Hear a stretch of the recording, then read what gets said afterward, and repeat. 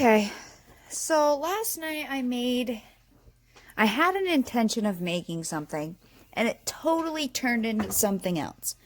And because I was making the video with another project, I couldn't take the part I wanted to show you, and I tried voiceovering it, it just didn't work. So I want to show you how we're going to make. So this is the pendant I made and I do not like it. But I really like this pattern over here. So I want to show you how we made that pattern.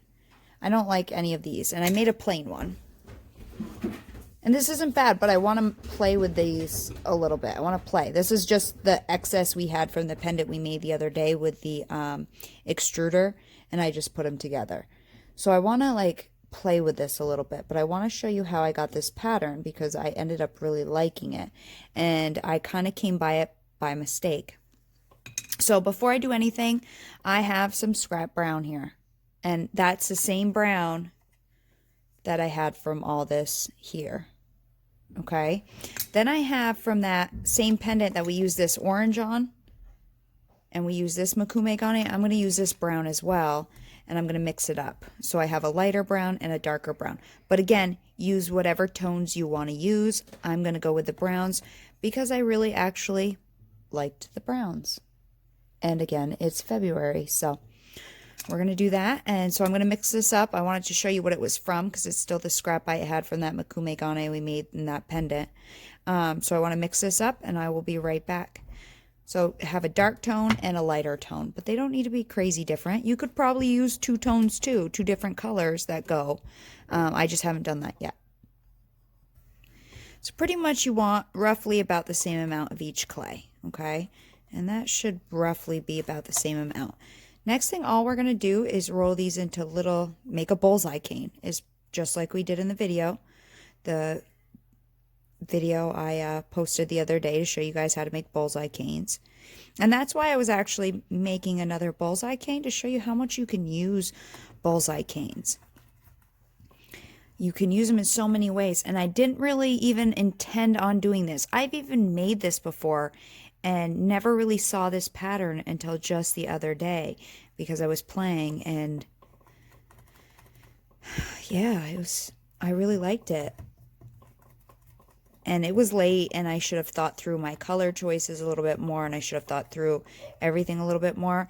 And not that I hate this one, and I am going to finish it, but I think I can get something better from this. So this one's in a little sausage now. And this clay is a little stiffer than that clay, so I'm going to really fold it up and push all your air out. This is how I get it into a sheet, into a log. And then just like a regular cane, I start in the middle so that way all the air is pushing out the end folds and I'm not trapping air from the end into the middle, if I can help it. So I push all the air out the ends. This one's a lot stiffer of a clay.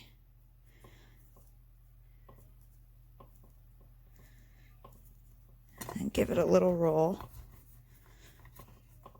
and then fold it in half and kind of really push that air, push the seams together. And because it's so stiff, it's working hard, but I can get it to come together. Just make a little log out of it. And then next we're going to need to wrap these just like you would a bullseye cane. So depending on your colors, you might choose to wrap them in something else. And I had done an orange one, and I actually liked the orange one, but then I made it into mica gane, and that's originally what I was going to do with this. And I didn't like what the mica gane did, but I liked what the orange pattern did. I kind of have a little bit of it right there, but not much. Okay, so now that we have these two very similar logs, and again, use whatever colors you want. I need to get some black rolled out, and the black you're going to want the black rolled out on a fairly thin setting. I am using Primo, and that is mainly Primo scraps right there. So well, let me get enough. I just had to open a new block of black, and it's not a crazy hard block, which is nice. It's from 2018, now it's 2020, but it's actually fairly soft. And what's crazy is I can get a block that the date says only a couple months old, and it's really hard. And then I can get other blocks that are older and they're really soft, so it's kind of odd to me. So condition it really well. So I'm going to flatten it out so I can fit my pasta machine, because I cut that chunk a little thin. This is a piece that I used last night. So I'm just going to roll this through my pasta machine to get a nice sheet. I'll condition it on the thickest setting first, just a few times to get it all from crackling and stuff, get it all working together, get all the particles mixed up. And then I will run it out on a setting 5. So as you're conditioning your clay, while you're doing it, when I first started, this was really crackly, and now it's a little less crackly. And I'm going to warm it up and work it some more until I can pretty much fold it without it splitting. That's getting your clay conditioned to where it's ready to use. Conditioning your clay is important for your end product to make it nice and strong. It's just like using regular clay as a kid, and you have to beat the air out of it. Remember in art class, you'd get a slab of clay and you'd have to throw it on the table, and then you'd put newspaper and you'd beat it with your hand to get the air bubbles out, just to get it all working. That's what we're doing when we're conditioning. So what I do is I fold an end into the middle just like this, and then I will run it through with the fold in. And then I'll take another end and fold it into the middle and run it through, fold first. And I just keep rotating it to bring the end clay into the middle. And there are a lot of videos on how to condition. Now, if you see an air bubble, pop it. Some of this clay I've already used, so I might get air bubbles in used clay. And see how it's cracking less and less? The warmer it gets, the less it will crack. And the more, all the polymers are mixed up and equally distributed throughout your piece of clay. So I just keep folding it and putting the fold in my pasta machine first.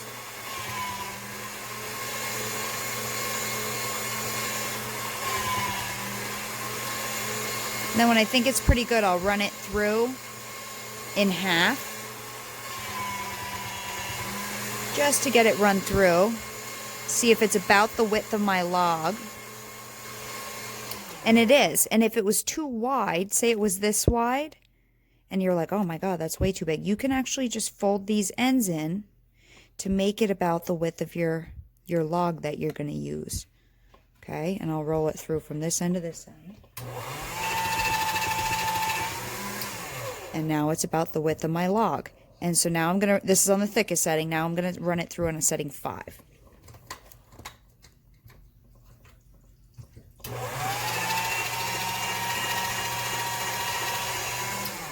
Now, how much black you want showing in your piece is going to depend on, you, and is going to depend on how thick you make this backing. So yesterday I did everything the same, and I made the black on a setting 5, and this is what I got. And that's what I'm going for again today. But if you want these black lines in here to be thicker, then you would go on a thicker setting. Okay, these separating areas. So whether it's these vertical lines or these ones here, you will put a thicker one. But that's, again, just playing. So this should be roughly wide enough for both of these. And if not, I can squish these guys down a little bit. So I'm going to cut these raggedy ends off, just a little bit of these raggedy ends, just to get myself a straight end to work on. God, my dogs are hyper tonight. They just came inside like charging like bulls. Did you hear them? They're crazy tonight. They're all hyper. Say, Mom and Dad have been at work all day and we've been sleeping. They may come charging downstairs because Josh is coming down too. And then I'm just going to cut this jaggedy edge off. They're wrestling. They've been wrestling for like an hour. Okay. And we'll make a straight edge here. Just like we're making a regular bullseye cane, we're just going to wrap this up. And if you got a little excess, if it's a little long, that's fine. Just get one edge pretty much even with the bottom of your bullseye cane. And then the one edge is fine, and then one edge you can cut off. So like this edge is hanging up, this edge is about good. But you can always just trim it off real quick. That's what I tend to do. But if you want to trim it perfectly to size before you wrap it, be my guest. So then if you push a little bit, you'll get this line right here that will tell you where to cut, roughly. And then just finish wrapping it around. And again, get your seams to match. Again, this isn't like, doesn't need to be rocket science, and it doesn't need to be perfect. Trim off your excess. And I don't want to be perfect when I'm dealing with clay. When I oil paint and I'm doing like still life type stuff, photorealism, I like to be perfect, and it may take me 3 hours to paint one petal. But when I'm doing polymer clay, I feel more free about it. So I feel like I can be more loose, and I want to be. And that helps me go with the flow and see things I might not normally see. So yesterday when I was making this video, I kept saying we're going to make Makume Gane. And this is how I figured out, or I saw this pattern, and I totally changed my mind in what I was doing. So right now, if this was yesterday's video, I'd be planning on making Makume Gane. You would have not seen that pattern. You would have no clue that that's what I was going to do. I would keep saying to you, yep, we're going to make kind of like hidden magic Makume Gane. And that's what I should be saying right now. And that way you guys can go with the flow too. Because a lot of you like to watch my thought process so you can kind of learn to chill out and relax yourselves. So now we're going to reduce them. And like reducing any round cane, I don't start by rolling because I do not want to get in the habit of doing that. Because if I had a really complex design in here, I would smush it. So I'm going to take my pointer finger and my thumb, or my middle finger and my thumb, and start to make a waist in the middle. So that way we're pushing all the air out from the center, out these ends right here. We're not forcing it and trapping it in the middle. So start in the middle, get a waist, and then work up to the end. And try to make it. And you can feel it with your finger. You want to make it the width of the middle of what you just made the middle to. And once you get it up to the end, and one clay will always move faster than the other clay, and that's fine. You're always going to get some distortion, but we'll cut that off and we'll use that as another color. That's where I just got this color from, so. And someday I'll use it in a project. I like browns. Some people do not like browns in projects. I do. Especially since it's middle of winter here, and I like it in the fall time. And so once you have it pretty much rolled out, and then you can roll a little bit. I think I just saw I had an air bubble, but maybe not. You can also pull. Now you don't just want to pull on the end because it's only going to get skinny in the middle. You want to pull all through the length of this. Work your fingers up and down it. And pull. And then roll. And we want to get both of these about to the same size.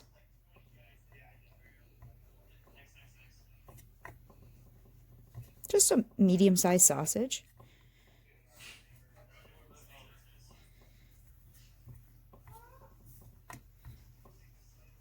I'm going to get them to about the size I had yesterday so I can try to replicate, which was about the length of my board. I'm going to zoom out just a hair. And then you're going to want to cut your ends off, these distorted ends. So you just have a bullseye cane, brown wrapped in black. Quickly, same thing with this one, starting in the middle. Once I have the middle, working up to the end. And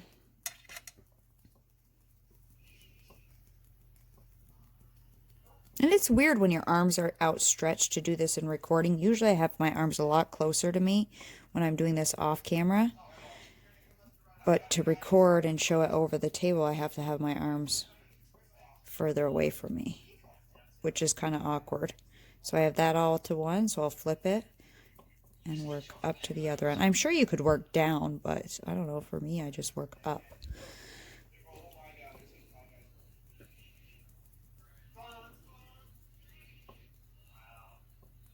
And reducing can make your fingers sore. It can make your hands. Some people do this. You know, people do it all different ways. So there's tons of videos on how to reduce canes. There's tons of basic cane videos. There's tons of conditioning videos, Skinner blend videos. So please watch those videos. I know I'm quickly doing some for the cane challenge, but there are better videos and more thorough videos, and that's how I learned how to do them.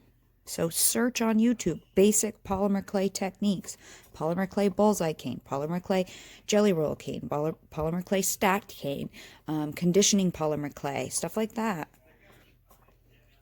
And there's people that have done a lot of research on each one of those. So, you know, search, do some research on types of clay, you know, and why people like certain types of clay. There's already tons of videos. Look up polymer clay strength test. There's already tons of videos of people who have compared polymer clays, baked for 30 minutes, baked for 60 minutes, and bent them and broke them.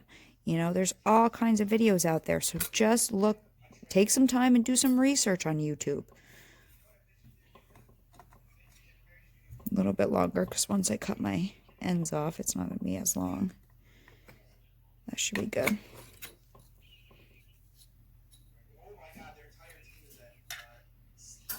If not, I can still stretch it out a little bit. Let me cut this end off. No, those are about perfect. Okay. So yesterday I cut them into little 1-inch lengths. And I think I'm going to do the same thing. I have this little small ruler here, so I'm going to do the same exact thing. This one I'm going to stretch just a hair because it's just a hair shorter.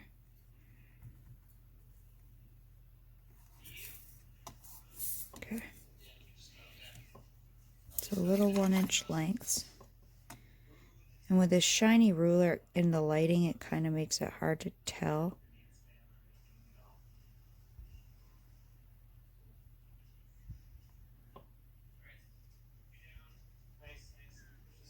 Just marking it because I need to move my ruler out of the way when I want to cut. I'm looking for equal amounts of each, roughly.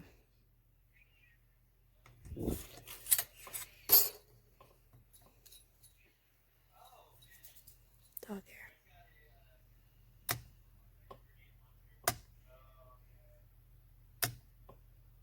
So now we have a bunch of these in the darker color and then the lighter color.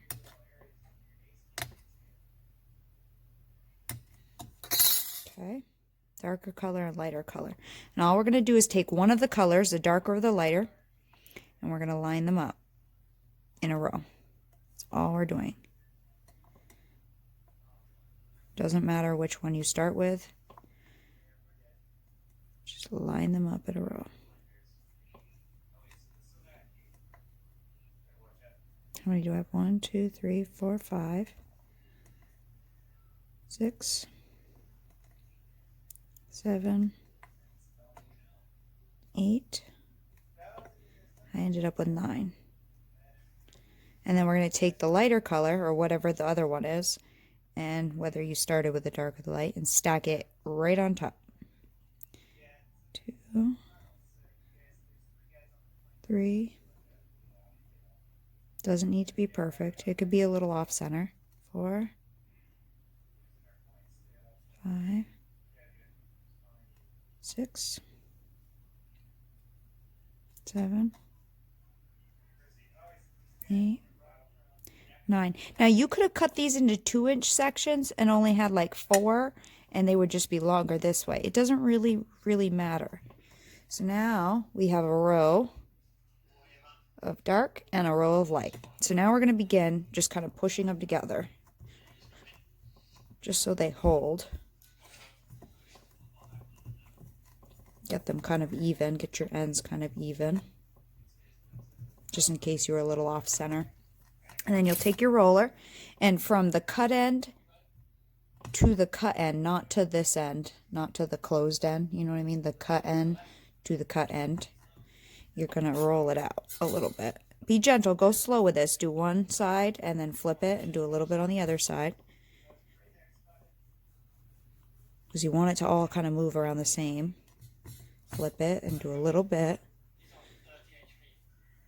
And then flip it and do a little bit.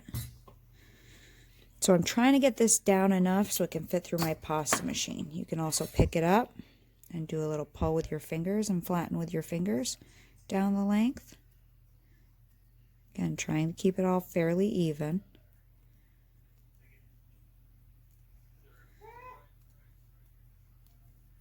I'm sitting on my leg and my leg's going numb.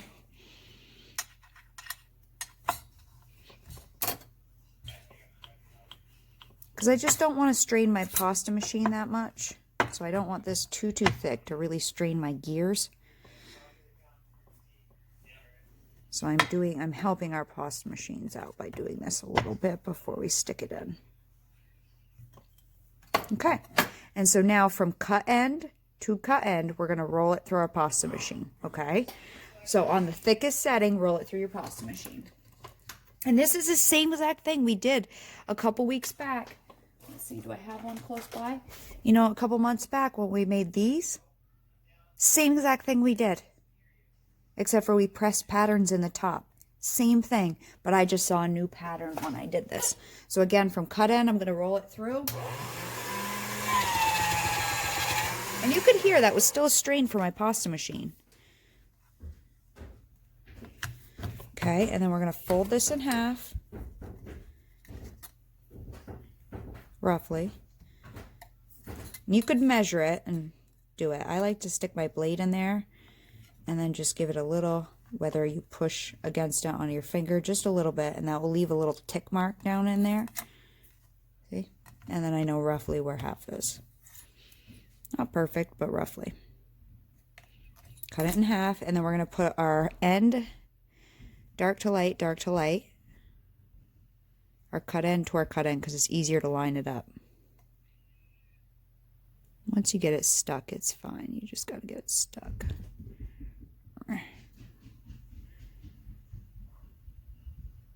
It's a little off center. I want it to be fairly centered. Yesterday, I didn't even focus on this. Yesterday, I wasn't even paying attention to these lines. I was just stacking and folding and rolling it through just like I would do for a Mukume Kane. I honestly wasn't watching out for any of this. I really wasn't. I know you can't see this. I was trying to hold it up so you could see it, but I'm going to lay it down because it's easier for me when it's laying down. Okay.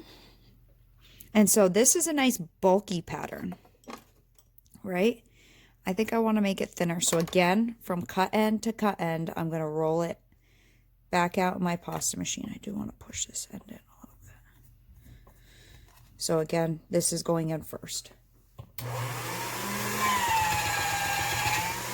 And again, that will make this pattern thinner. So again, whether you cut this end off because it's getting distorted or you leave it, I think this will probably be the last time. Let me just cut a little piece and see if I can see. Yeah, this will probably be the last time I cut it. So I'm going to cut this, any distortion off. So let's cut that off. Yeah, that's probably thick enough for me, or thin enough for me, but you can keep going and make it thinner. And at some point I may, and I'm going to cut some of this off, some of it, not all of it, because it's actually still a pretty good pattern in there. Let's fold this in half roughly.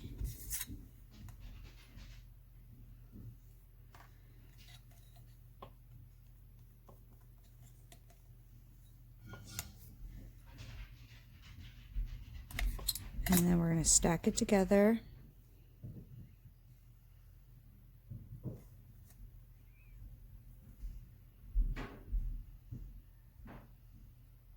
And again, I'm going to lay it down because it's easier for me to see. I'm just matching up the black lines.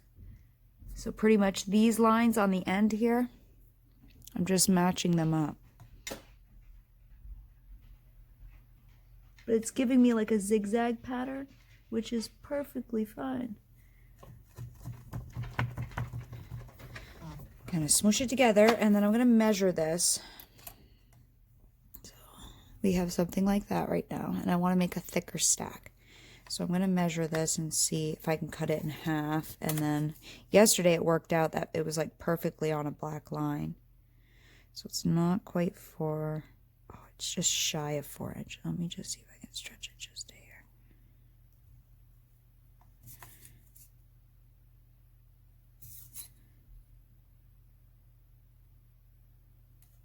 Cut it right there in half. And then we'll stack these to make a thicker stack. Let's see if I get my lines to match up a little bit.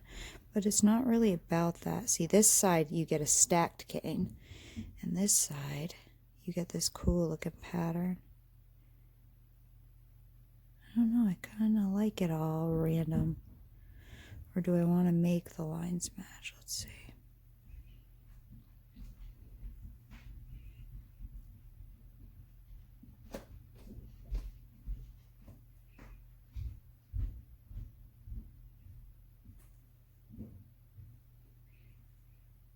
It's harder up in the air.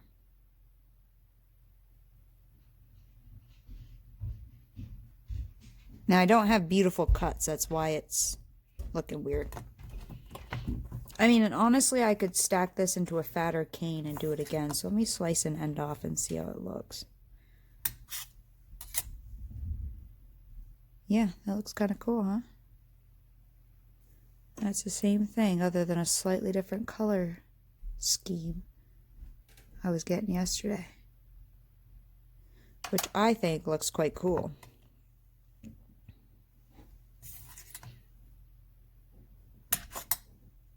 And then these ends, you pretty much get like a striped on these ends.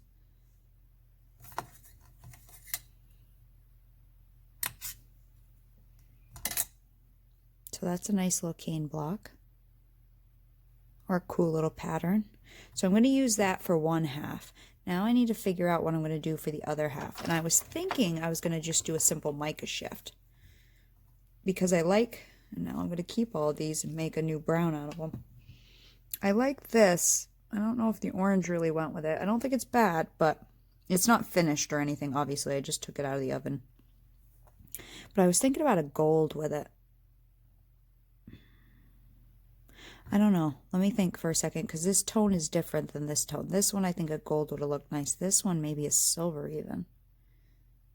So let me get out some of my mica clays and see, or my pearl clays.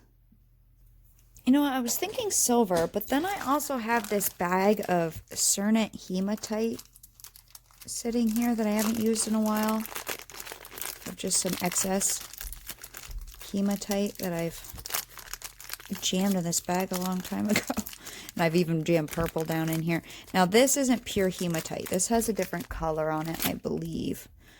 There might be some blue in here too, I might have mixed. But I was wondering if I could get more of a different tone with this if I mix in. So this is different Cernit colors here too, and honestly they're just mixed up. I have no clue what they are, but they're more of like the coppers and the bronzes, and I don't know what that one is. So some different micas, and I wonder if I can, this is a different one too. There's a little silver in there. I wonder if I can change this, because this one doesn't do, the hematite doesn't do the best mica shifts. Gold really does a good mica shift. But I wonder if I can take this, and because this has, even though it looks gray, it kind of has a brown undertone. I wonder if I can slowly add some of this stuff to it and shift this color a little bit. So I'm just going to be playing with my mica clays and seeing if, you know, adding some of this to it and seeing if I can get, because this has a little blue undertone and I kind of want to make it a little more of a browny undertone. Here's a little bit of excess something, but it's all the Cernit micas because I had them in the same bag. So I'll mix these in and see what I come up with. When I was mixing it in, I actually liked the color kind of spotty. This one I haven't quite mixed it enough, but I kind of like it spotty. So I think what I'm going to do is just take some of this and add it in here and there, and then kind of mix it until I get some lighter spots, some darker spots. This has a little silver. Now the Cernit mica clays are a little different feeling.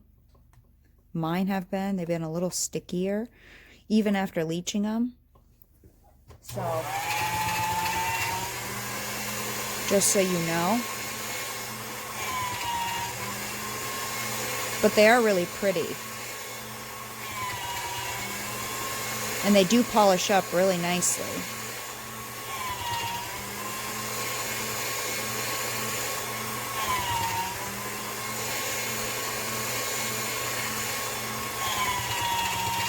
I might not be able to recreate what I was just getting 2 seconds ago, where I had like spots of brown and spots of the hematite.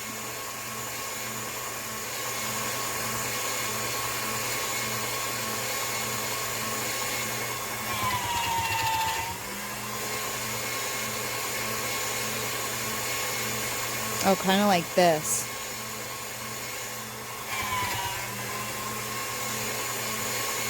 Like that. Let me mix it, fold it over one more time.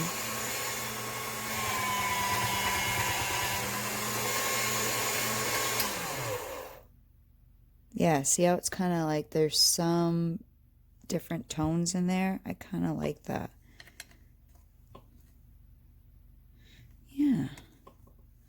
I think that will go well. Keep your scraps. You never know what you can do with them. And it's fun to just experiment and play with stuff. So now I need to figure out a pattern I want to stick on this. And I kept folding it in half. Once I got it mixed, I just folded it in half a couple times, and now all the micas are laying nice and flat. So now I need to think about what I want to do. I have like a wood grain pattern, but is that going to be too vertical? Do I want to go with more of like a circle or a different type pattern to offset this? Do I want to go with like a wood grain pattern to go with it? I don't know. Let me think. Go through my texture stamps a little bit. I have this one, which GF Art Tools. Let's see. Let me open it. I haven't opened it yet. I haven't used this one yet. This one might have a little bit of the vertical line and a little bit of the, I can't get it out of the bag, and a little bit of the, I saw this one on a video a while back, so I ordered it. Like that. See? So this one has a little bit of circle and a little bit of vertical. Yeah, I got it on Etsy. GF Art Tools.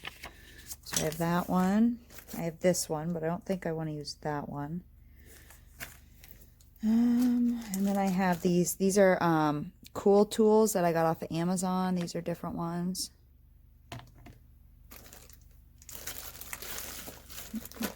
Just quickly going through some of my texture sheets, seeing if there's any that draw my eye.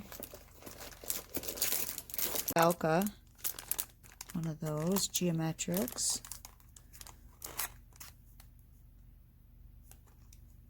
I almost feel like I want to try that one. I've never tried it, but I almost feel like I want to. Now, usually what I do is I squirt water on my clay, and then it releases easier. Some people use cornstarch.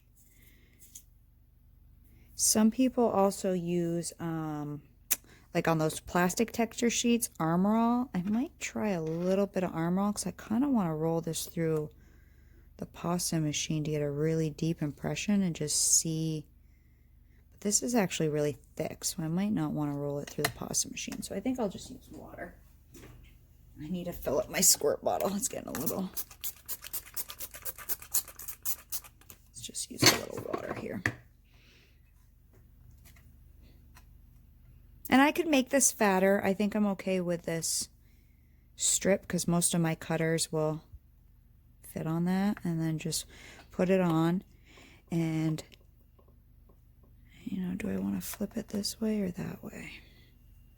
Let's see. Let's put a little water on this side. Let's see what way's easier with this texture sheet. I usually use the Cool Tool ones. And I'm pushing it right down in there, a little water so it doesn't stick to my fingers as much. You can roll it. You know, definitely play around and figure out what way you like best on doing texture sheets. You know, you want nice deep impressions, and these are made for polymer clay, and the pattern is quite actually deep in most of these patterns, which is why I'm actually jamming it down in there. And you can use regular stamps too. I've definitely, my wood grain one is a regular stamp, but they're not as deeply patterned as polymer clay texture sheets. Texture sheets or silicone sheets or texture stamps or texture rollers. Ooh, slippery, but that's okay. I'm just going to smooth it on there a little bit just to smooth out the back. Cool. I need to grab a paper towel.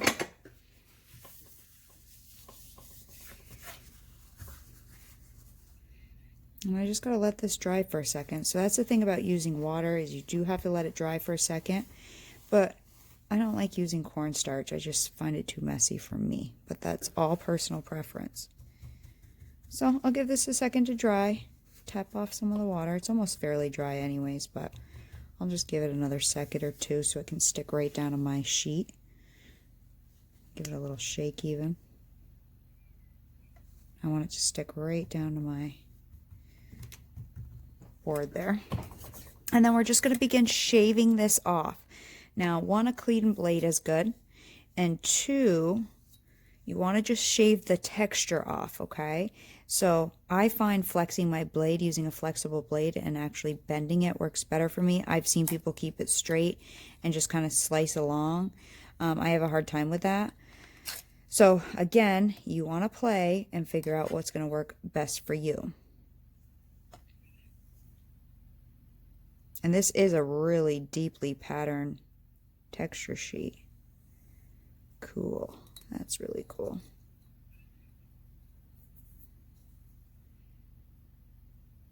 Because I didn't mix it up all the way, I got some of that brown in there. And some people call these little pieces you're pulling off mica frills. So some people save, if you can get a nice piece off, and I have some that I've gotten from other rollers. If you get a nice like whole piece off, you can save those and put those on clay and bake them on a project. This is not the kind of one you would use. You'd want a pattern that's solid. Like these circles aren't solid in this pattern, but you can cut things off and use it on a project. Like I did that with some dragonflies.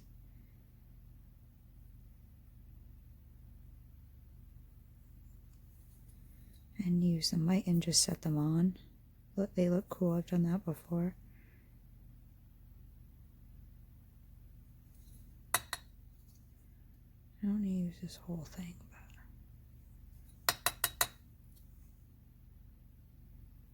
And you don't need to get it all out. We can flatten it out too. A little bit. Ooh, look at that. That's kind of neat.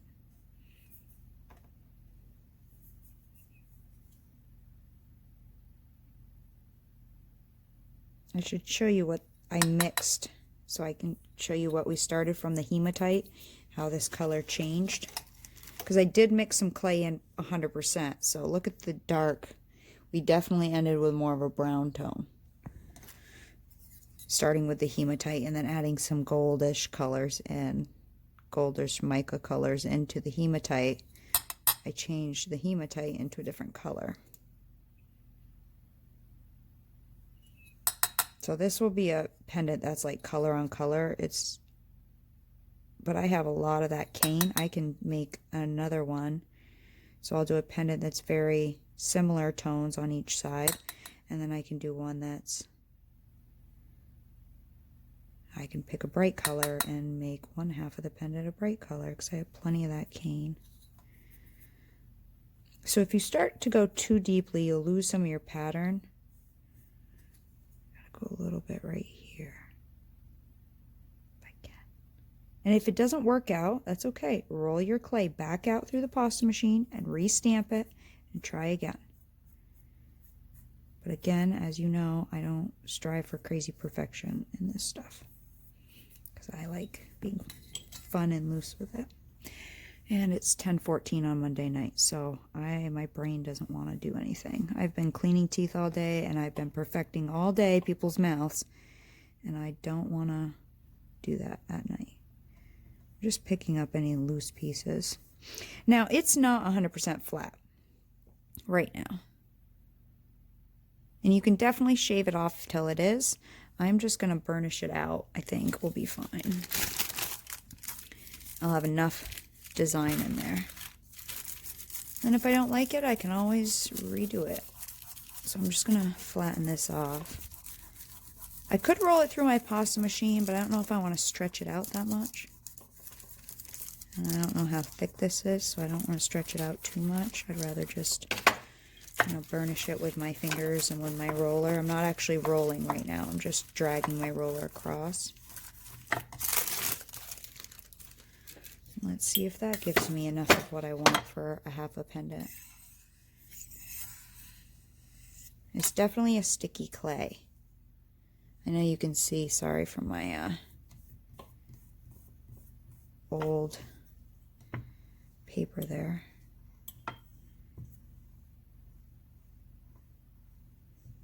You can see marks from my parchment paper.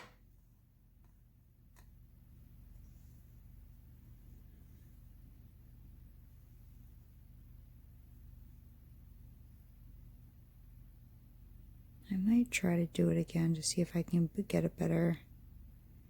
I like these circles.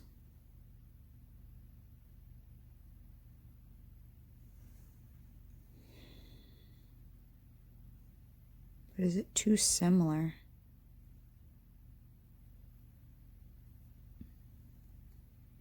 I don't know if there's going to be enough contrast. I think I want to lighten this up more. I do. I think this needs to be lighter. I don't think there's enough contrast in it. I'm going to add some more of this goldish color in here. Mix this back up.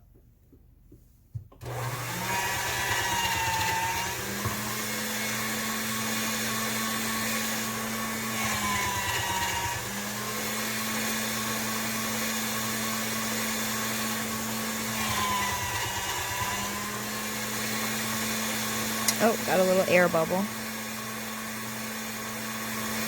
You see them, slice them out.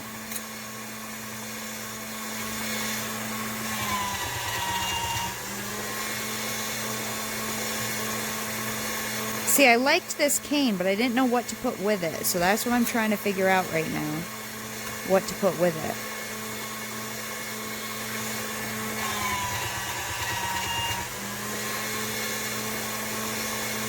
Because that makes a cool veneer.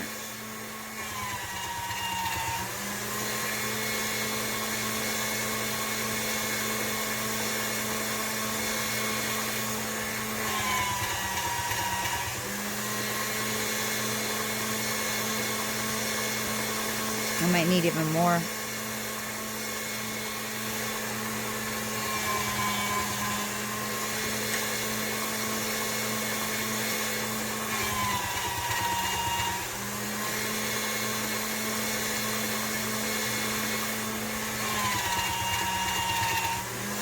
When I'm folding it in 3 to mix clays, this is how I mix colors. I put the opened end in the, because I don't want to trap air in any fold, so I put it from open end to open end. You know, open.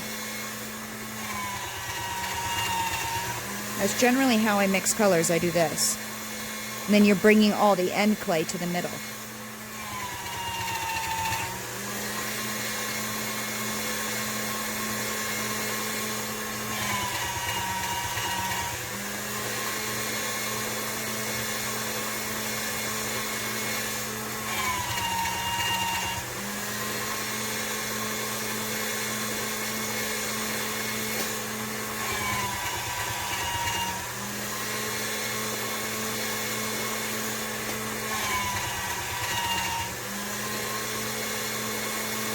I feel like I might need to add some more gold to it. So let me keep adding clay until I'm happy. So I feel like I just need something a little different. But I didn't want pure gold. I don't know. I didn't feel like pure gold would. I don't know. I gotta think. I actually really like this color. This is one of the Cernet colors. I think it's like their copper or something. I actually really like this color, but it's too dark. I think that's my problem. It's too much of the same tone. So I wonder if I add pearl to it. If I add some pearl, if that will give me the tone I'm looking for. So let me try mixing in some pearl and see if that gives me what I'm looking for. I don't know what I'm looking for. I'm just looking for something to contrast this a little bit, but still be within the same family, in my mind. So I've been gradually cutting chunks off and adding, because it'll take forever for that Prima white pearl to tint. And I've been going down. So this is what I started at, and this is what I ended at. Look at that beautiful purpley shade. You can mix mica clays. I don't know why people think they can't mix mica clays to get your own shades. I think that might be beautiful. Now, it is 56 degrees in my basement, and this is sticky. I think I'm going to let this rest for a little while, just from mixing it so much. I think it's a little sticky. So I'm going to let this rest for a bit. I'm going to leach it on a little bit of paper before I think. I might use one of my core rollers. I think I have a different pattern that I think might look better. So anyways, I'm going to let this leach for a little while. And I really, really think this is a beautiful shade. And I can keep going lighter if I wanted to. But this is, well, truly, this is where we started. That's where we went. That's where we are. Just by adding some coppery colors in, I got this beautiful purpley color. Oh, I love it. So pretty. Okay, I will be back in a little bit. Probably tomorrow, because it's 10:31 p.m. on Monday night. So it's the next morning for me, and I wanted to explain a couple of things, because in my round pendant that I just did with the black and the white and the circles, I had mentioned, hey, maybe I'll do a mica shift for 1/2. And someone just asked me what a mica shift was. And I told him to go on and research mica shifts. Now, I forget that a lot of you have not watched my old videos and you're just watching new videos. In Polymer Clay Pendant 2, I spent a lot of time explaining what a mica shift is, and I went through all the detail. But a quick overview. Mica particles are oval discs, okay? Like elongated discs, right? And so a mica shift is playing with that disc and the way the light refracts. So if you have a side here, say the side of it, the light will reflect differently from the flat top and bottom than it will from the side of the disc, okay? So as we're messing and manipulating with the clay, our main goal is to get all these discs to lay flat on top of each other.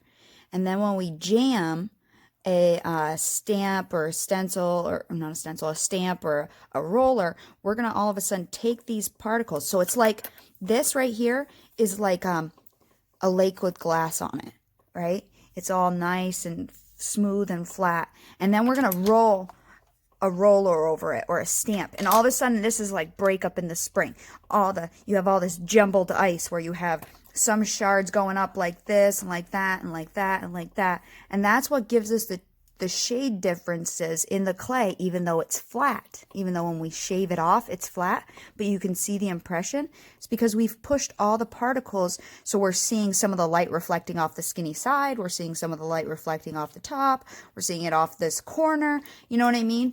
So it changes the way it shifts the particles. That's what a mica shift is. We're shifting the mica particles. So like right here is that right there. So we have the particles all jumbled up right here, so we can see darker tones and lighter tones. But in here, it's like, my paper when I leached it left a blue line. In here is like that flat lake, okay, right now.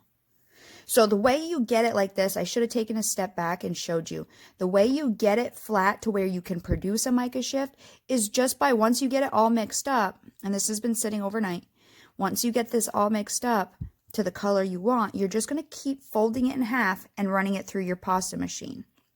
So hang on, let me pretend I was just mixing this clay up, right? So I have all these little... Let me just run this through my pasta machine so I can show you.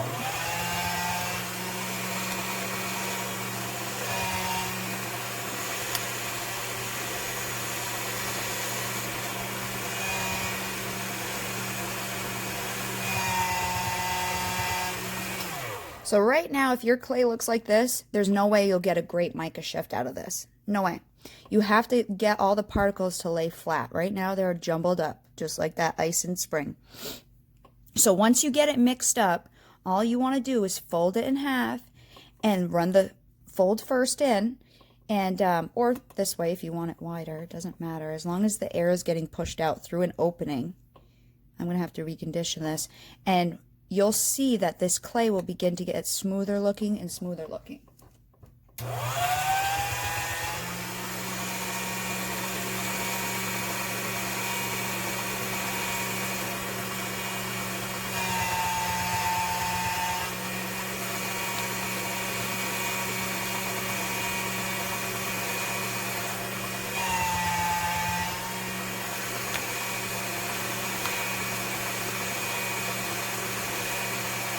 Now I'm going to fold the ends in because I want this a certain size to be able to cut a pendant, which is going to make this middle look funny for a second.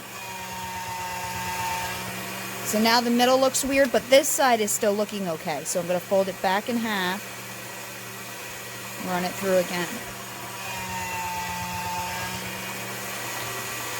Now we're getting a lot smoother. Except for the ends, but you probably won't use those anyways.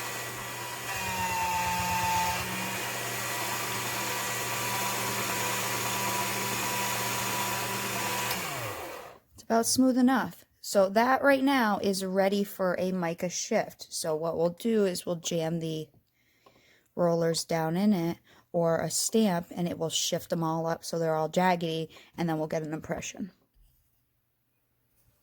So I have a couple of core rollers here. So I have this one here, which isn't very big, but it still works for most of my pendant sizes. This one is kind of straight lines, but jaggedy. And this one is, let me see, do I have any scrap clay laying here? So I can show you guys. Let me show you what each one of these rollers looks like. I get these on Etsy. So this one I was contemplating using. And this gives you a design like that. Okay, this roller is the small one. They make longer ones, but I got the small one because they're cheaper. This is KOR KTR 08. Okay, so that will give you that pattern. I have this fern one that I used a while back. I think I used this in polymer clay pendant too. This fern one is KOR KPCR 1. Well, KPCR-1. Then there's this basket weave one.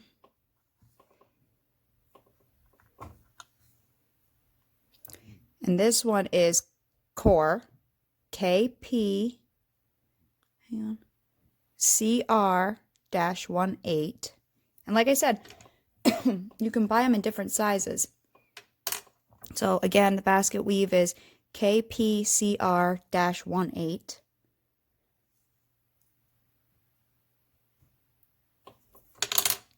Then I have this bubbly one. That one's called Core. It has the Core name on top because they're called Core rollers. KPCR-05. That will give you this bubble texture. And they have a reverse of this too, where the bubbles come up. And then I have this one here.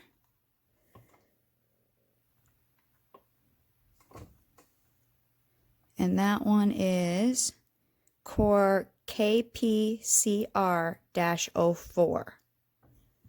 So now I just need to decide which pattern I want to use. with this pattern here.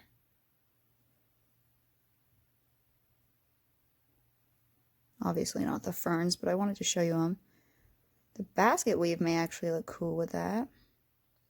We could go all circles. We could even go fat circles. So I don't know, I'm going to decide a little bit, but I wanted to show you them, and that way you could, if you like any of them, you can buy them on Etsy. Remember a couple of pendants ago, I kept this as a scrap when we made that spiral pendant?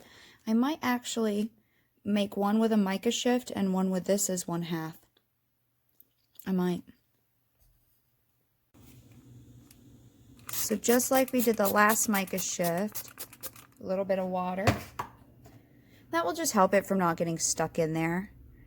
And then deep rolls. You want to make a deep impression. Try to keep the same pressure all the way down through, but it's hard because you start off putting a lot of pressure and then you tend to let up towards the end of your roll cycle.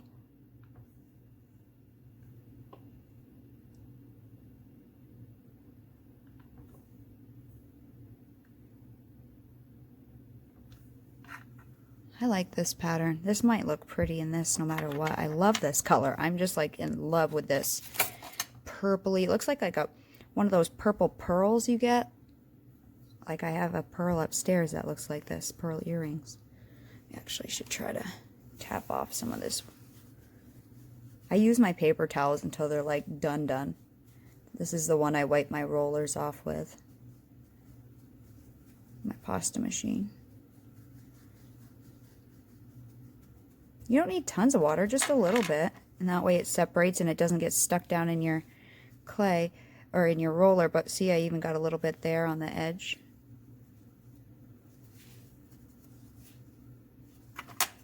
But the cernet's really, really soft too. Even though it does have Primo now in it, the regular white pearl. And then we'll just shave it off the same way as I did before and pick out the best spot you shaved. Because I'm not perfect at shaving. So some of it I might go a little too deep on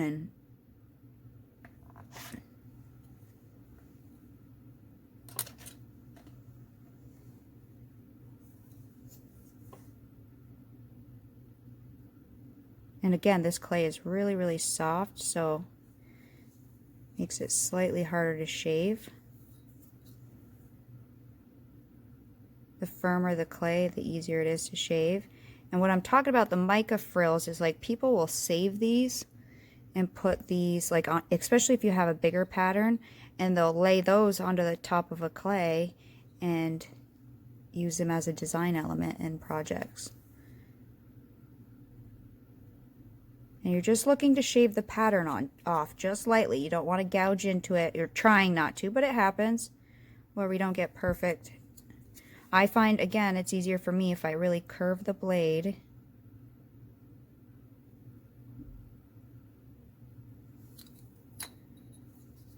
And practice this a few times. You can just keep rolling up your mica clay, running it back through the pasta machine to get all your particles to lay flat, and doing this over and over.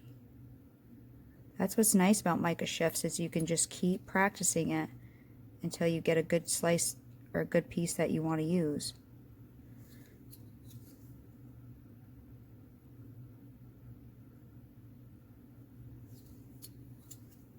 So I'm just going to continue shaving this off.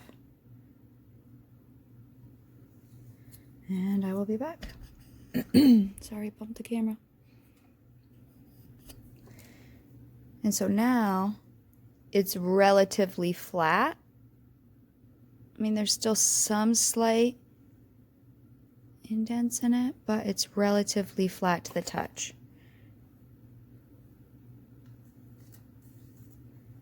Whereas, I don't know, do I have a piece that had the texture on it? I mean, before it was like really textured. So now just take some parchment paper and just burnish out any of the rest of the marks so it is nice and flat. If you want to try to stretch it and see what that looks like, run it through your pasta machine and see what it looks like. You know, cut a section of it off and take a peek at it. Because running it through your pasta machine may change the pattern a little bit, just by taking it to thinner settings.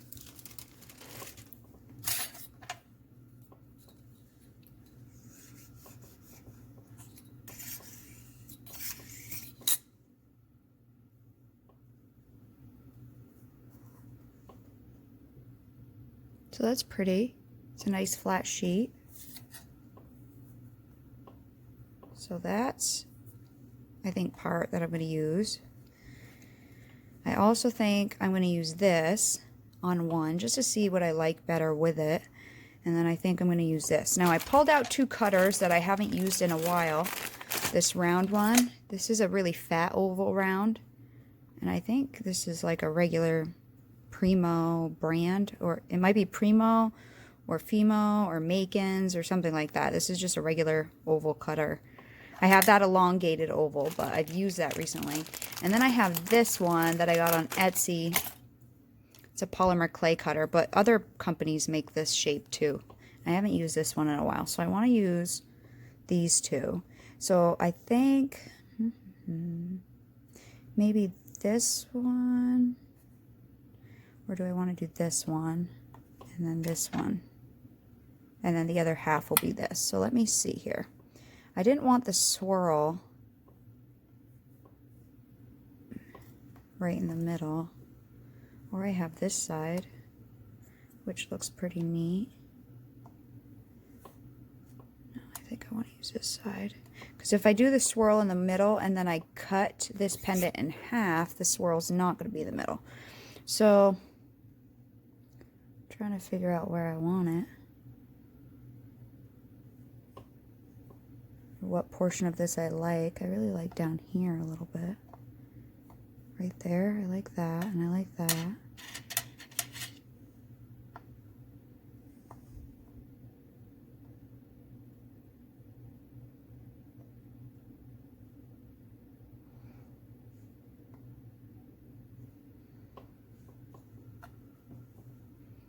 So just cut out your shapes, and I don't know, didn't like I said, I didn't have a plan of what to make with this, but this just kind of came out, and so when I was doing something else, and so I want to try to make something out of it, and maybe over time I'll think of something else to use this with in different colors. And then this one I'm going to pick apart. This is all pretty even, but I could even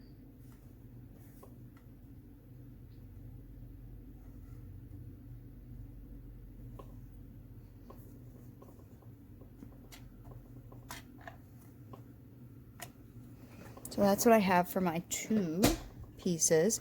Now, depending how thick you have these, you need to cut this part to equal this part.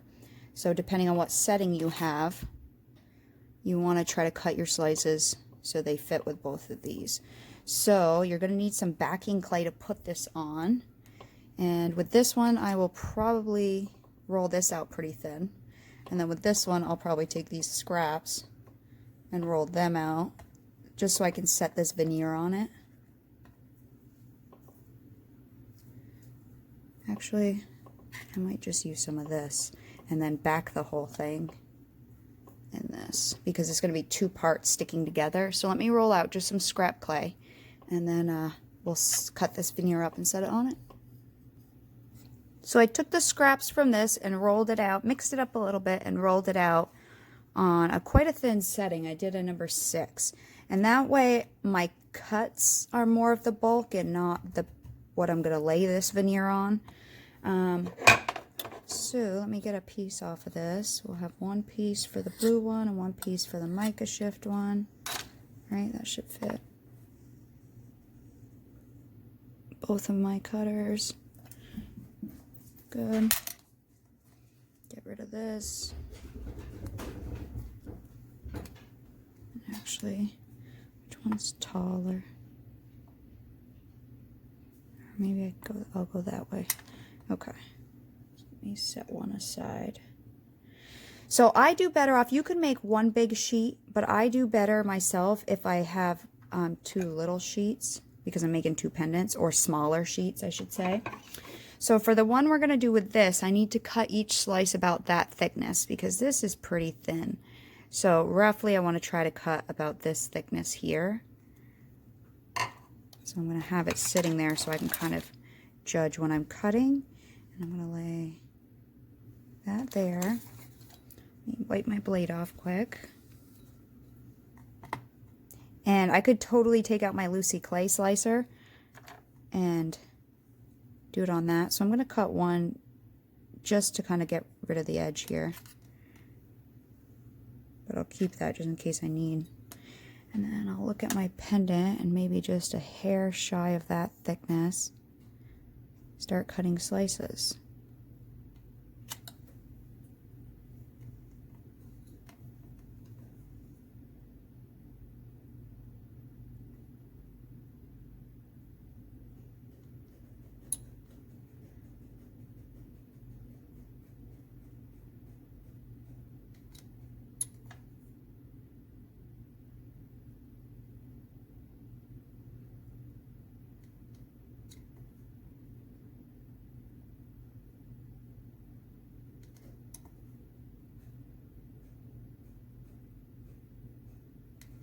And they don't need to be thin slices. I need enough to...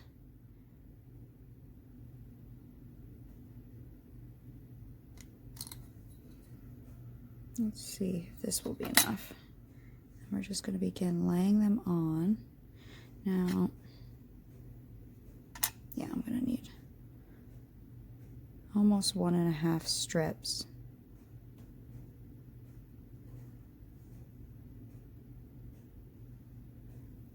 Lay it on your backing.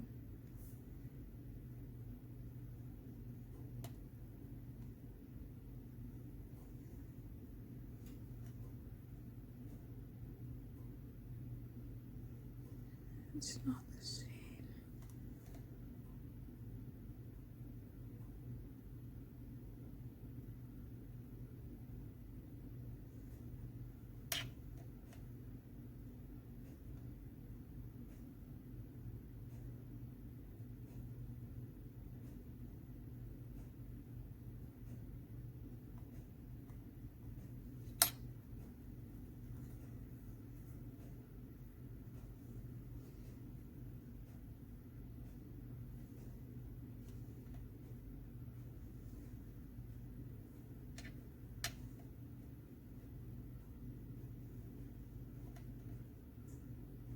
Trying to get these lines to be similar. This black line, this pattern it's creating.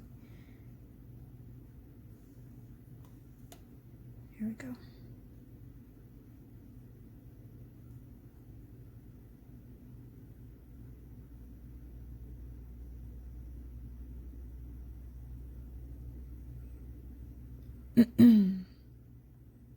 I really have to go start some laundry.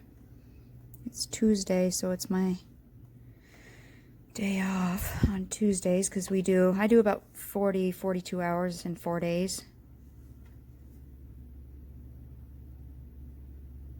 3 is almost wide enough for this. So what I'm going to do next is cut this in half just to get a little taller.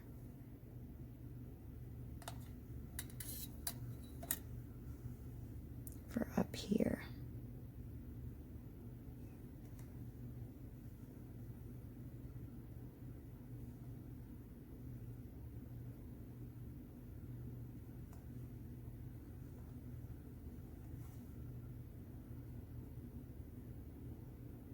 Trying to see what part I like better next to it. You could put another full sheet if you want these black lines. I might need to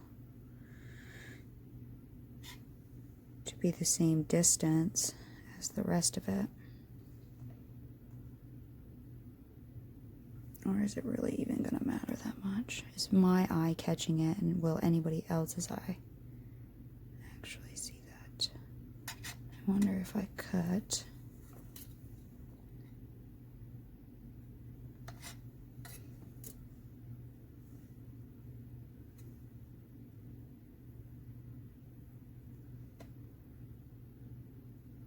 And I would lean over a lot more, but the camera's or my phone's in my way.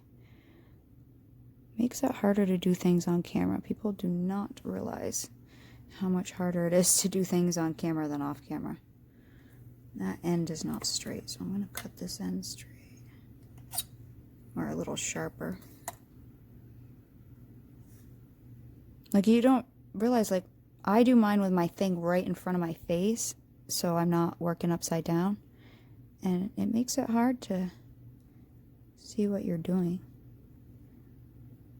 And, you know, you're talking and you're making sure you're in the right shot and you're making sure your camera's light enough, you know, the coloring's light enough and your lighting's right and this and that. And so there's a lot of things to pay attention to when you're recording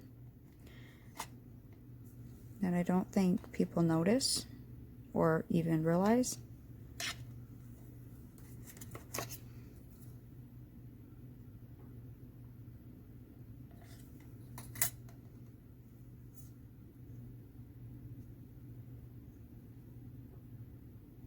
Now that one's going to be off.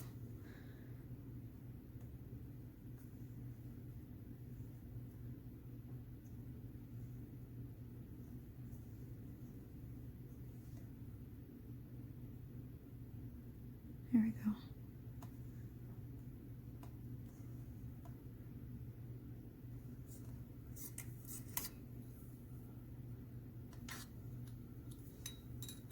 This one's actually quite easy to fit together. You just gotta have your lines straight up and down. And I'm looking at these black lines, but you don't need to match those up either.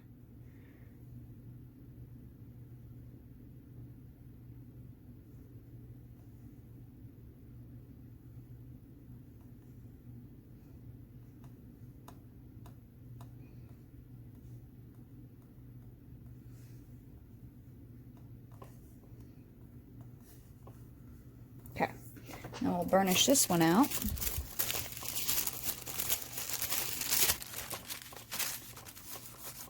I'm going to go up and down with the lines because the lines are vertical mainly. I'm getting all my seams squished together. And I'm going to do the same exact thing for the other one, but I won't do it on camera. I just wanted to see what a brighter color looked like next to it instead of such a muted pendant. But this pendant would look good with like a black shirt or something, you know what I mean? Or I have a navy one, or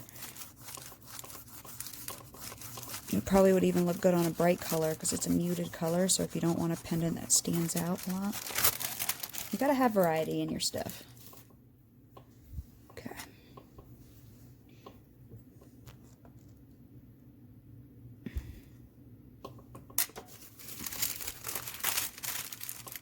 In my jewelry, you gotta have variety.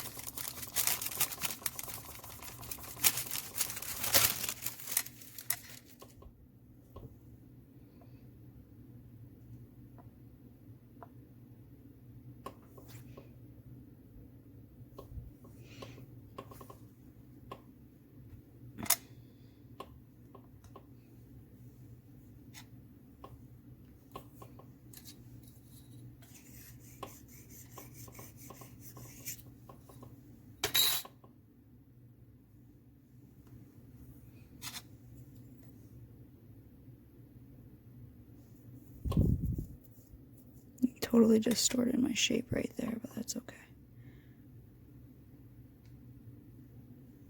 Later, we'll recut this out in a second. I think I cut off the edge because that's flat. So I'm just getting rid of these raggedy pieces so when I set one pendant on top of another to cut it, I don't have jaggedy pieces.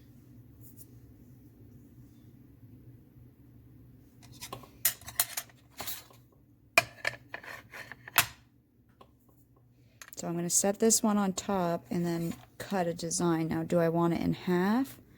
Probably not. I don't like to make them in half if I can help it, because when I drill the hole in the center, do I want it like that? I could do an invert.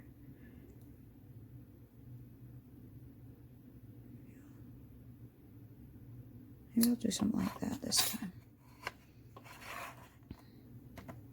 So once you stack them on, you want to move quite quickly to get them separated after you cut it.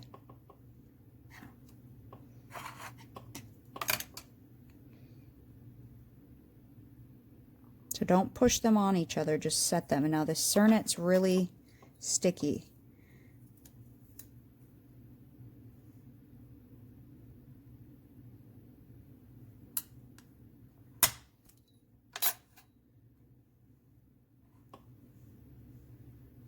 And you may distort them, but that's okay because we're going to reshape them. And then you'll just put it back together.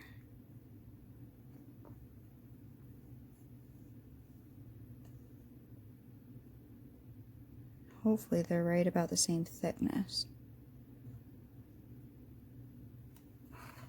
This is such, I should just lay this one down. It's such a sticky clay. And sometimes like you could take your cutter, set it inside of your cutter so you know it is in the right shape.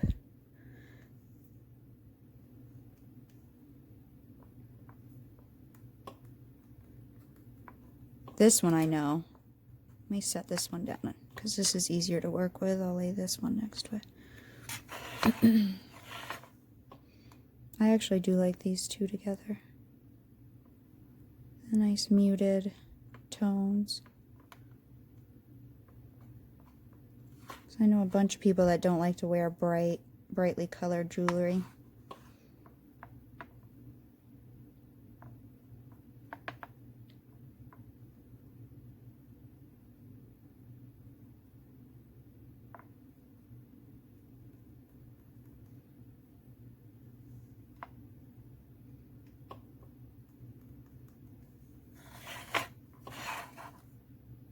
Yeah, I like that kind of off-centered like that. Where the lines aren't perfect on this one. Like I kind of like that cut like that.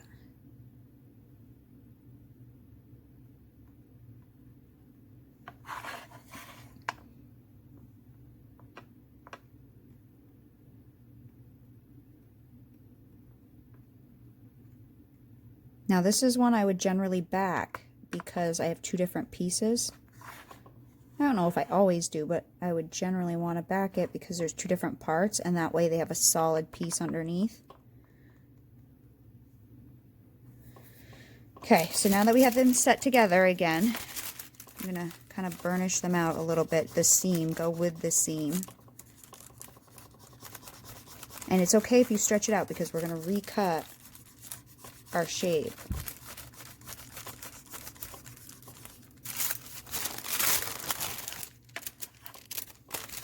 And I'm going to burnish it onto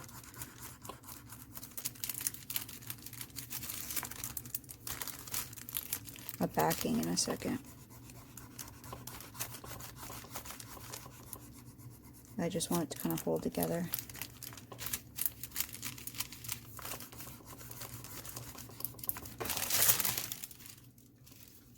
I like that. I don't know. I think that's pretty. You may not, so go with what you want. So let's get these picked up. Oh, that cernet is so sticky. It even sticks to your blade.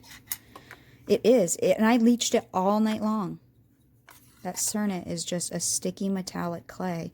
And I've seen other creators when I was first learning and saw the cernet. I saw other creators say the same thing. So this is how much it leached overnight. And it's still crazy.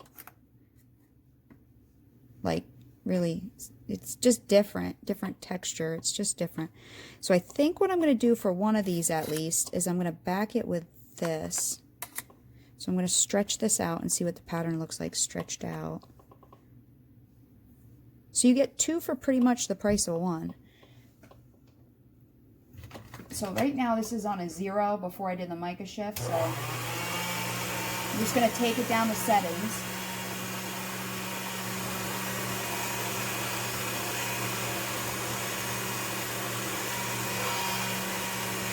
So that's on a number 3.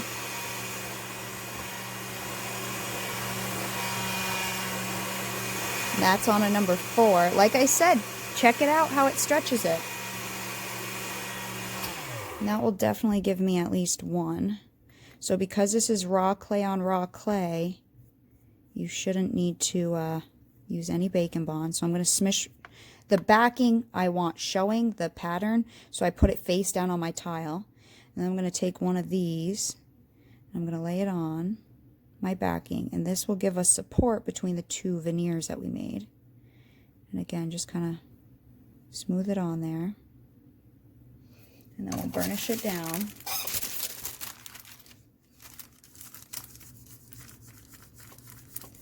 I like to use my fingers, but you could use a roller, or some people call them metal soaps or stainless steel soaps they have. They look like literally a stainless steel bar of soap. People have those for burnishing. You could use, you know, anything flat like a pill bottle like this. You could use.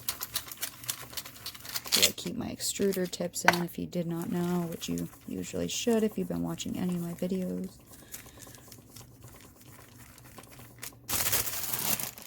Once it looks fairly flat to you, then we'll recut it. And then this one I'll come up with something for the back. But this was my favorite one out of the two. So just make sure you've stretched it enough to recut your shape out. Let's see if I have. I might need to stretch it just a hair more with my parchment.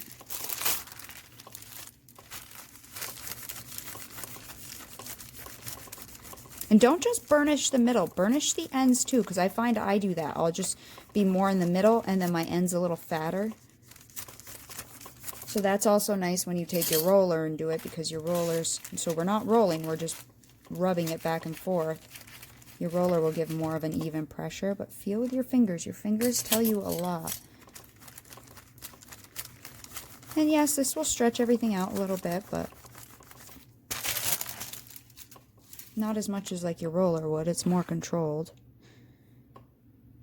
And again, lay it on. And you could go sideways. You know what I mean? However much room you have, you wanted to change your look, you totally could.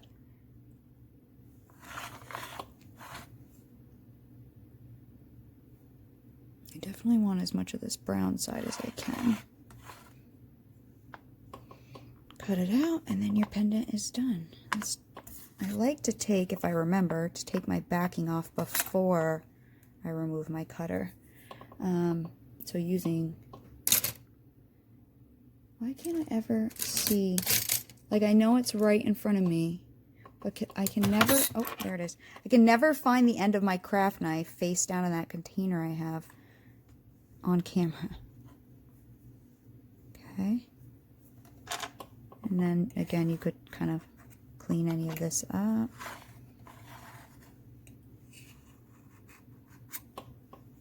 If your cutter's still in place, and then boom. And now we have a solid back. I don't know where that came from right there.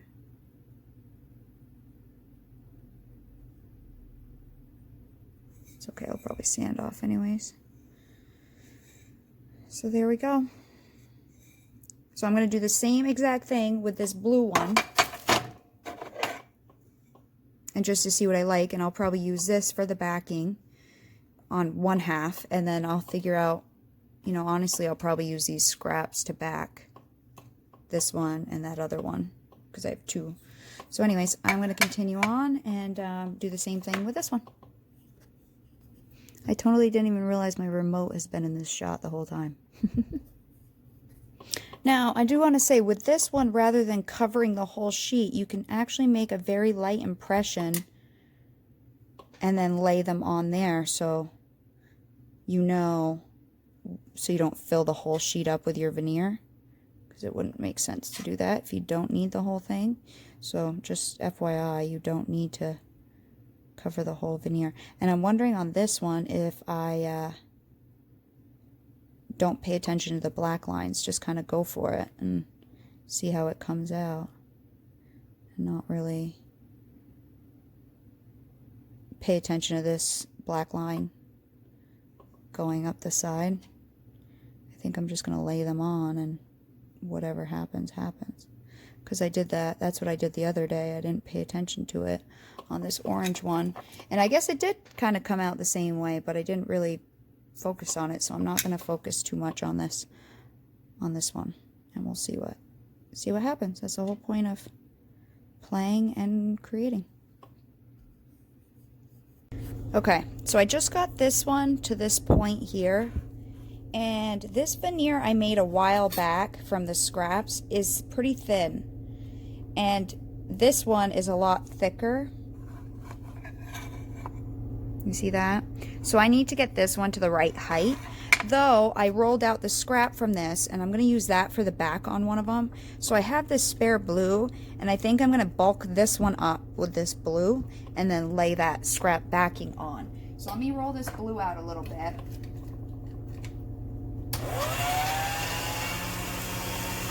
And then I'll work it through settings to see what will bring it. So right now I have it on a 2, and that's going to be too tall.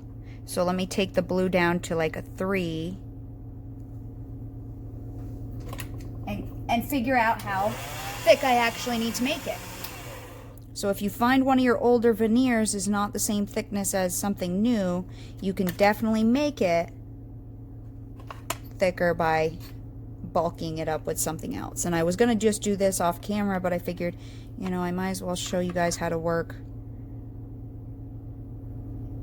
Oh, it's still just a little bit high. But actually, once I burnish it down, I think it'll be pretty. We can make it even. And then the other thing I wanted to look at quickly is what side I like better. Because I just noticed that side's pretty too. No, I'm going to go with this side because I already cut it. So pretty much just lay it on your backing. And, you know, push from the center out and then burnish it down so it's on that piece. And again, this is going to stretch it out a little bit, but we can recut it.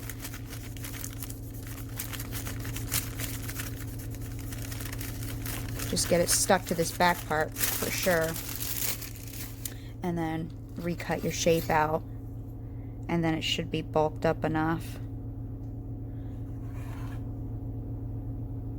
I'm having car trouble. So last year I had a 2000 Volvo that's in really good condition. I had a check engine light on.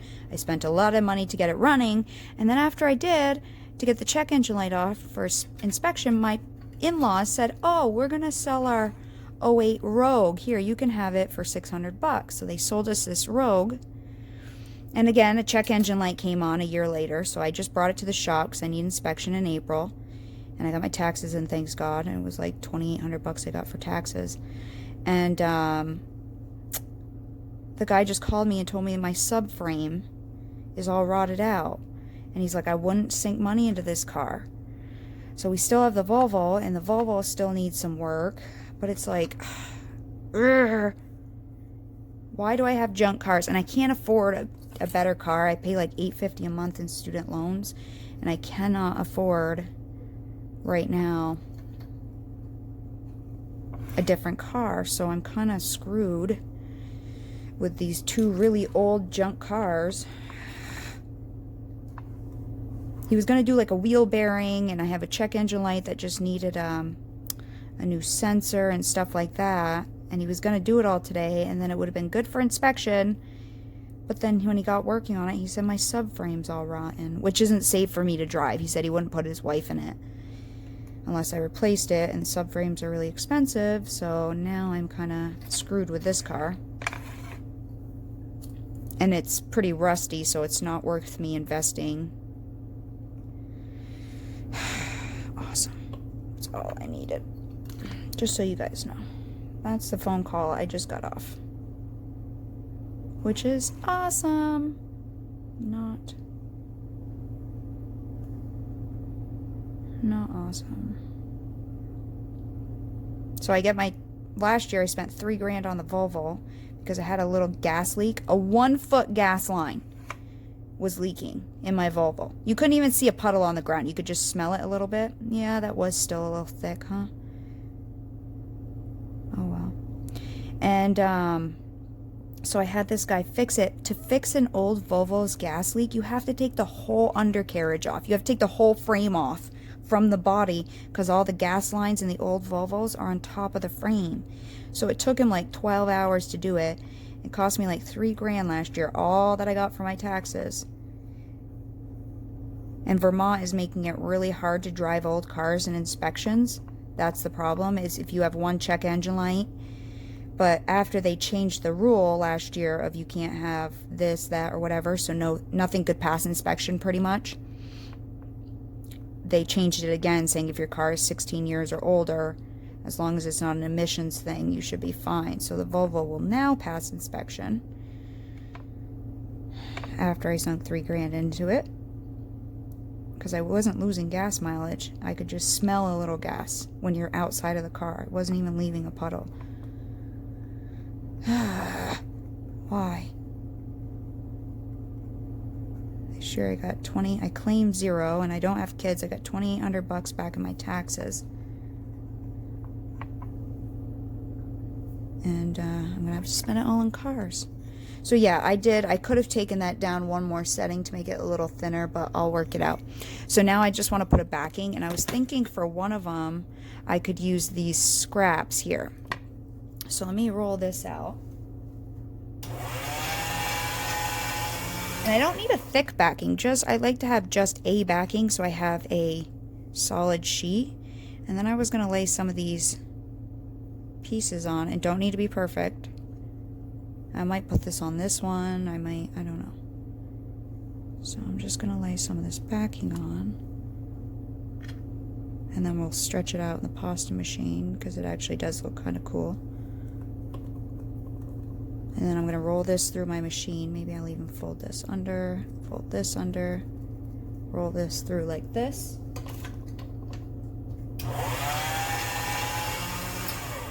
Like that. And then I'm going to roll it back through.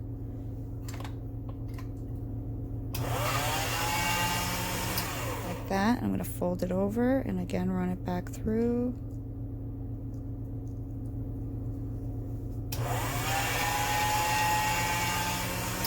I always like using my scraps for backings because I think they look fun.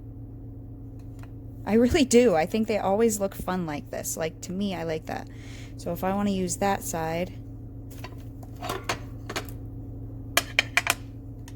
put it face down, the side you want. You put it face down on your baking tile.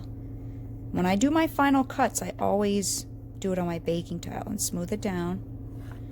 And again, set your piece on.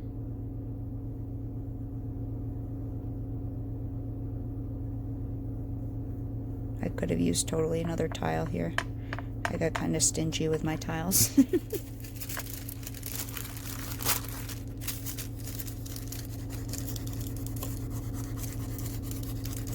I actually really like this one here. And I actually like the blue one too. I really, really do. I like the way these turned out.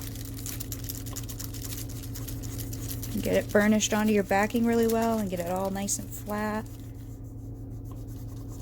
with your fingers. And then again recut this one like that. So I got these two done.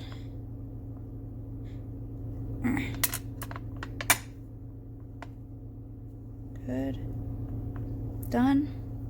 And then this other one, I think I was going to use this here.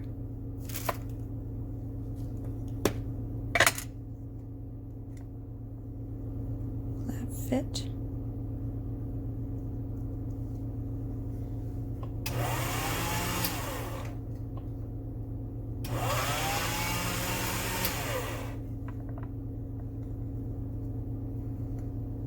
Let's pick this one up. I haven't burnished them together yet, so they're gonna be, gotta be careful.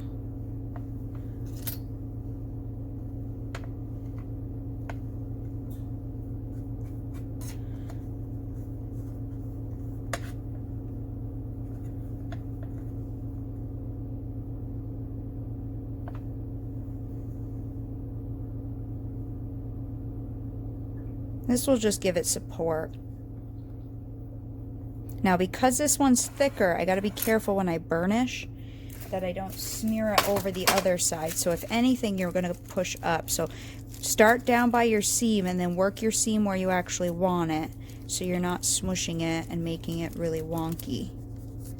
So work on your seam first and go with your cut.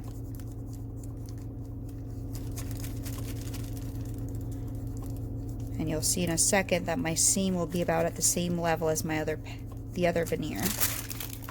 See, now it's at the same level. And then I can smooth out with the other part. So this part you can kind of then flatten off away from your other veneer to kind of get everything level. If not, if I would have realized that it was that high, I would have just taken my backing, that blue backing I added down some, because I'd rather have it high than low. That other veneer was way thinner than this brown one I just made, so now they're both about the same level, so I'll do the regular burnishing.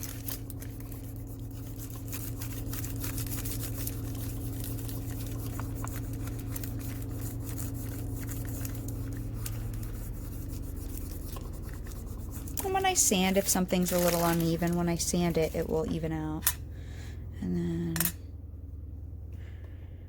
my cutter right there.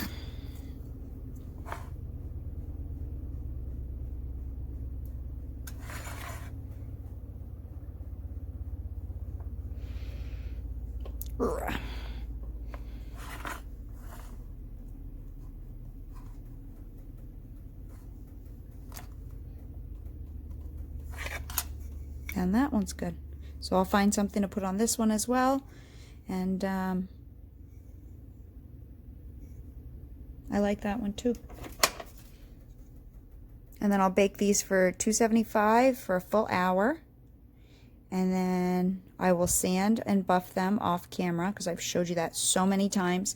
Sanding, I'll use wet dry sandpaper or my skill sander that I've showed you, and I'll sand from 400, 600, 800, 1000 to 1500, and then I'll use my orange and white wheels on my Dremel to buff, and I'll show you what they look like. Okay, so I sanded them with my mouse sander, and I buffed them with my 2 Dremel wheels that we've done a bunch of times. Now, I have to say, something happened.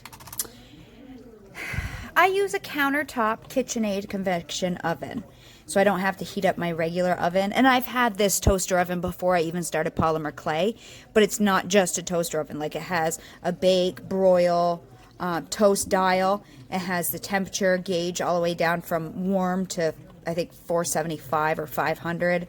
It also has a timer, and then it has a toaster dial. So it has 4 different dials.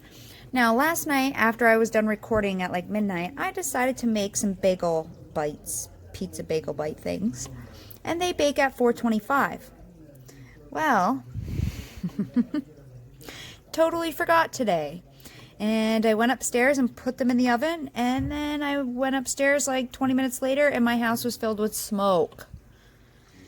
So, one, I have to clean the hell out of my toaster oven because all that smoke fumes if I'm going to use it for food too. Like, if you burn something in your regular oven, you want to clean your real oven.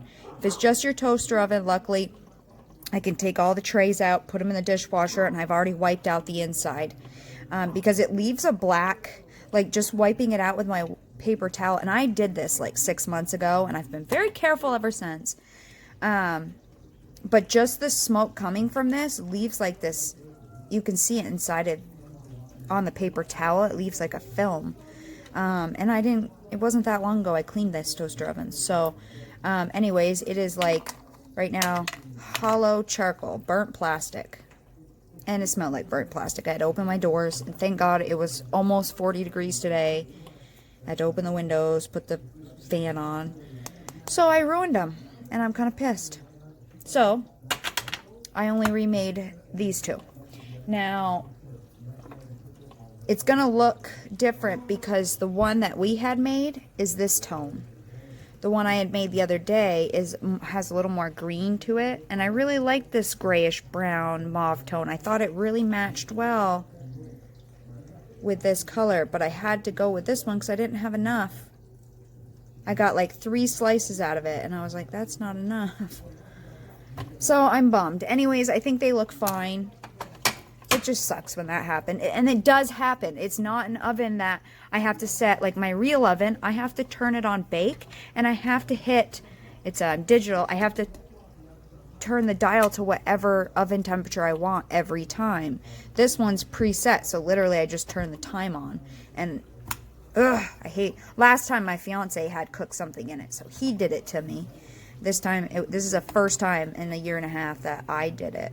The first time I've ever done it. He did it to me last time, and he didn't tell me he never uses a toaster oven. Never. And he had used it, and I didn't even know he had used it, and I burnt some projects a while back, but oh well. So I remade them. I sanded and buffed them. This is the one I did on my own, with just some of that orange, again from the pendant that we used these on the other day.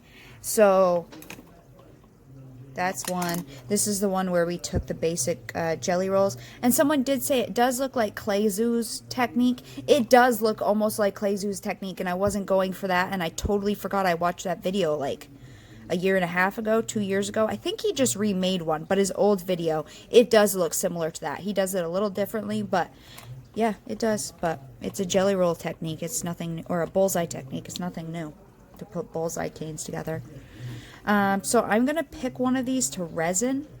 I do like how this one has a lot of the mica shift, but I like this nice little curve here.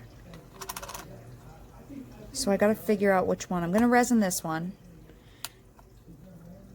Part of me wants to do this one because I like it's framed, and if I'm hanging it up here, part of me really likes this color for a mica shift. The back, oh, just so you know, the back I did a real mica shift on this one, and then this one I just laid all those little mica frills, like I was saying, the sliced off pieces. I just literally piled them all together and rolled them out. So that's what that looks like, which is actually kind of cool, I thought, so I used it. So I could hang the pendant from both sides if I resin them. Like this one, I could use this as one side and this is one side. But I think I'm going to go with this one. I don't need two of the same, but I do sand and buff. With my mouse, or my skill sander, it took me like literally I think 10 minutes to sand. And I had one more I sanded that I don't like.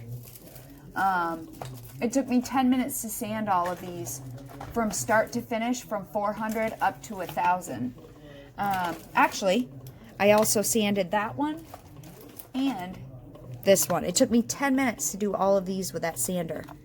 This one was the one, I have the video for the jelly rolls, but I didn't like at all the way this came out. So anyways, that's in my scrap pile. I'll do testers on it. So I'm going to resin them. I can stop talking. Sorry, I'm talking. And we just picked up my car from the shop.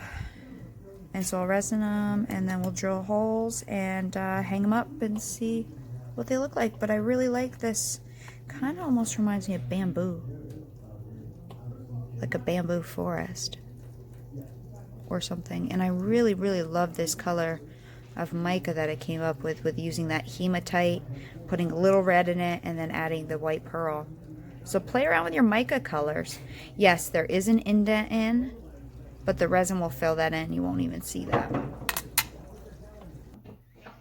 So I want to show you what these ones look like hung up. So there's this one resined, and here's this one resined, and I decide I'm probably going to wear this one.